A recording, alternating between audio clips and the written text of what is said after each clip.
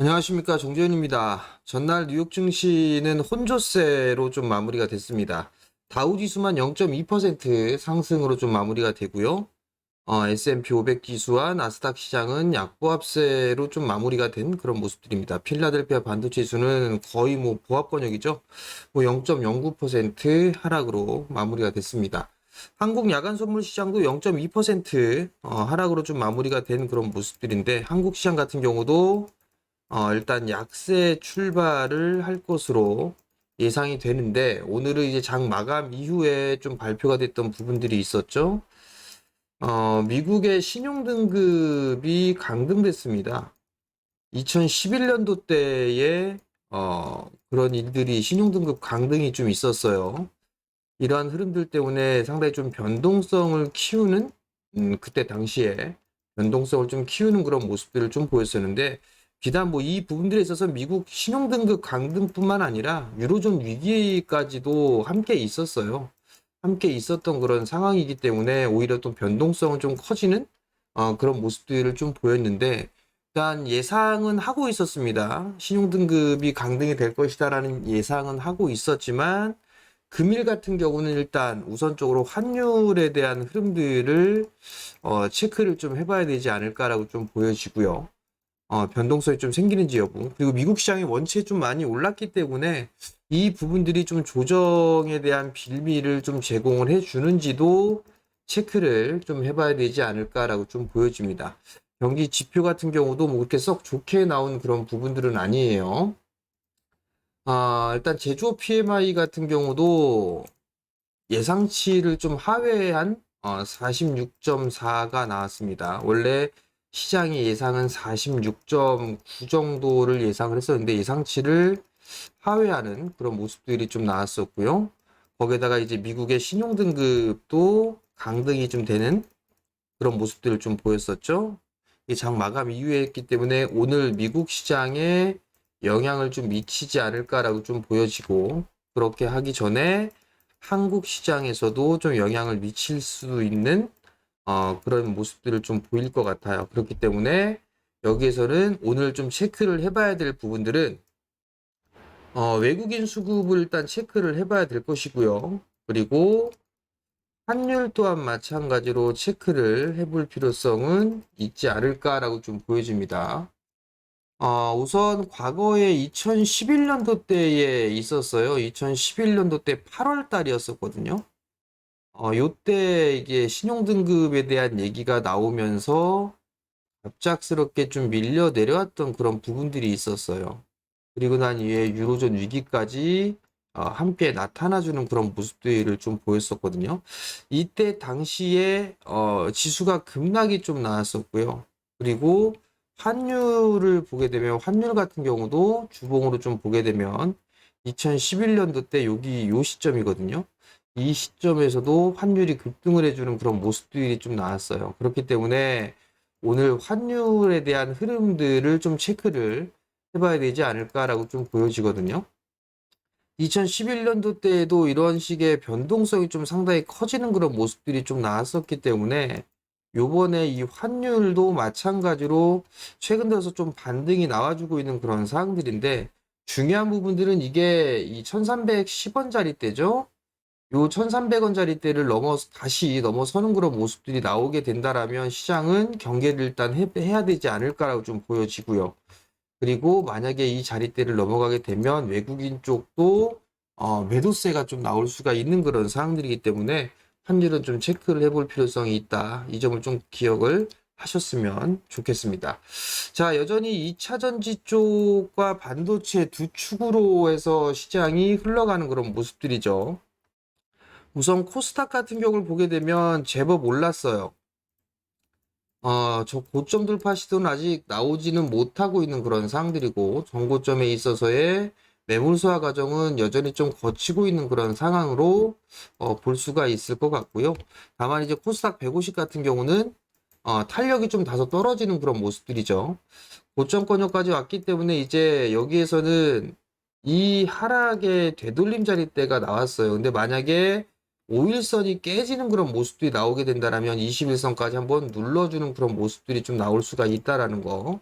그러면 여기에서 지지를 해주느냐, 이런 식으로 밀리느냐, 이런 식으로 결정이 좀 될 부분들이기 때문에 일단 5일선을 이탈하게 된다라면 경계를 좀 하고 봐야 되지 않을까라고 좀 말씀을 드리도록 하겠고요.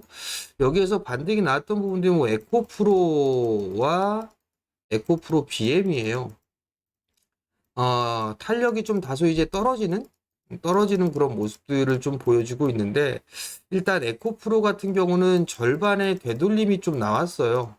되돌림이 좀 나와줬었고, 에코프로 BM은 약간 좀 부족한 그런 모습들을 좀 보여지긴 하는데, 반등이 좀 나오는 그런 흐름들이 나올 때, 일단 고점권역에서 좀 매수를 하셨던 분들이라면, 오늘도 좀 말씀을 어제에 이어서 드립니다만, 에코프로 같은 경우는 반등이 하락에 있어서의 절반 정도의 되돌림이 나왔어요. 추가적인 반등에 있어서 뭐 욕심을 부리고 이걸 넘어간다, 이걸 보지 마시고, 이격이 원체 좀 벌어졌기 때문에 이런 식의 조정은 필요하다라는 거. 그렇기 때문에 여기에서 바로 올라가는 것보다는 시간적인 부분들이 필요한 그런 상황들이에요. 그렇기 때문에 만약에 뭐 이 구간대에서 만약에 매수를 했다라고 한다라면 반등 시에 한 번쯤은 매도를 하고 나오는 그런 전략이 좀 좋다라는 거. 그 부분들을 좀 말씀을 드릴 테니까 좀 참고를 하시면 좋을 것 같고요. 에코프로 BM도 마찬가지예요. 에코프로 BM도 반등이 좀 나오게 된다라면 일단 매도로 대응을 해 나가는 그런 전략을 좀 세우고 밀렸을 때 다시 좀 매수를 해보는 그런 전략이 좀 좋다라는 거. 그 부분도 좀 기억하시면 좋을 것 같고요. 반도체 쪽이 계속 반도체 쪽과 2차 전지 장비 뭐 이런 쪽의 흐름들이 좀 나와주고 있는 그런 상황들인데, 이제는 2차 전지 같은 경우도 양극재 이쪽에 대한 부분들보다도 장비 쪽이라든가 뭐 분리막 뭐 이런 쪽 부품 뭐 이런 쪽의 흐름들이 좀 더 낫지 않을까라고 좀 보여지고요. 이쪽으로 순환이 좀 돌지 않을까라고 좀 보여지고요. 반도체 쪽 같은 경우도 제법 많이 올라가 있는 그런 상황에서 HBM 쪽과 EUV 관련돼 있는 이런 종목군들이 좀 강한 그런 모습들을 좀 보여주고 있죠. 그럼 결국은 이제 여기서 순환매가 좀 나온다면 기판 쪽과 DDR5 이런 쪽에 있어서의 종목군들도 순환매가 좀 나와줄 수도 있다라는 점, 그 부분들을 좀 기억을 하시면 좀 좋을 것 같고요. 이거 이외에 이제 시총 상위 종목들이 조금 흐름들이 약한 그런 모습들을 좀 보여주고 있는데, 어제 또 특이한 부분들이 좀 발생을 했다라는 거. 이제는 삼성 그룹주들까지도 좀 움직여주고 있는 그런 상황들이거든요. 삼성 전기, 삼성 SDS, 그리고 삼성전자. 이쪽이 좀 움직여주고 있다라는 거. 그렇다는 얘기는 대형주들도 이제 조금 움직임이 좀 나올 수도 있다라는 점. 그렇게 된다면 지수가 상승을 해주는 그런 모습들이 좀 나와주겠죠. 결국 삼성전자와 2차 전지 쪽이 지수를 좀 잡아주는 그런 역할을 했다라면, 2차 전지가 좀 쉬어간다라면 삼성 그룹주들도 한 번쯤은 체크를 해봐야 될 것 같아요. 이들이 시장을 좀 방어를 해주는지 여부를 좀 체크를 해봐야 될 것 같고요. 이 이외에 다른 종목군들 이제 업종별로 좀 순환매는 지속될 수 있다라는 점, 그 부분들을 좀 기억을 하시면 좋을 것 같고요. 그리고 업종별로 좀 순환매는 계속 될 수 있는 그런 상황들이기 때문에 순환매를 좀 활용하는 그런 전략은 좀 좋다라는 점 말씀드리도록 하겠고요. 그리고 변동성이 좀 커지고 있어요. 변동성이 좀 커지고 있는 그런 상황들이기 때문에 추격 매수는 좀 자제하는 그런 모습들이 좀 좋지 않을까 싶습니다.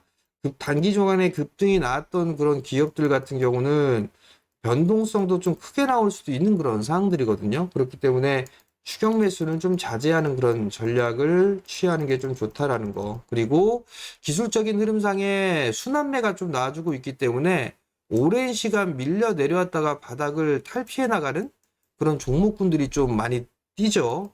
대표적으로 이런 쪽을 보게 되면 네이버도 마찬가지로 어, 바닥권역을 좀 탈피하는 쪽이죠. 제약바이오 쪽도 마찬가지입니다. 그렇기 때문에 이런 쪽의 순환매는 좀 계속 활용을 해볼 필요성이 있다라는 점, 뭐 화장품 쪽도 마찬가지로 좀 순환매가 나왔는데 실적을 좀 겸비한 그런 섹터들과 종목군들이 좀 좋다라는 거. 제약바이오 쪽은 지속적으로 좀 말씀을 계속적으로 좀 드리고 있는데, 제약바이오 쪽도 계속 관심을 갖고 봐야 된다라는 점, 그 부분들을 기억을 하시면 좋을 것 같습니다. 삼성전기 단기적으로 좀 말씀을 좀 드렸었죠.